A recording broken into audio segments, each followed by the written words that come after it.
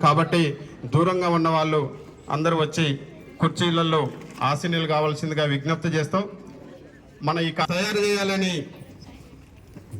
విచ్చేసినటువంటి మీ అందరికీ తెలియజేస్తూ, పరిసరాల పరిశుభ్రత ఎలా ఉండాలంటే, పరిసరాల పరిశుభ్రత తప్పక పాటించాలమ్మా, పరిసరాల పరిశుభ్రత తప్పక,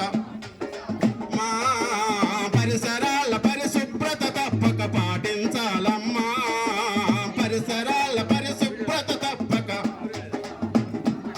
మన ఊరి జనం ఆరోగ్యం మనమే కాపాడాలమ్మా, మన ఊరి జనం మన ఊరి జనం ఆరోగ్యం మనమే కాపాడాలమ్మా, మన ఊరి జనం ఆరోగ్యం మనమే కాపాడాలమ్మా. ఆరు బయట మల విసర్జన అసలే ఎవరు చెయ్యొద్దు, ఆరు బయట మల విసర్జన అసలే, ఆరు బయట మల విసర్జన అసలే ఎవరు చెయ్యొద్దు.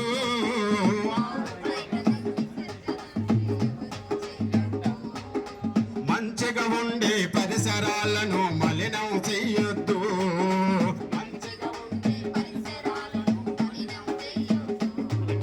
పరిసరాల పరిశుభ్రత తప్పక పాటించాలమ్మా,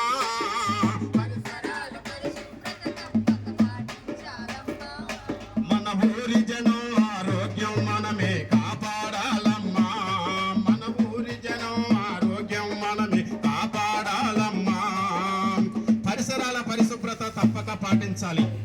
కొత్త సూత్రం కాదు, కానీ మనలో ఒక చిన్న నిర్లక్ష్యం ఉంటుంది. ఆ నిర్లక్ష్యాన్ని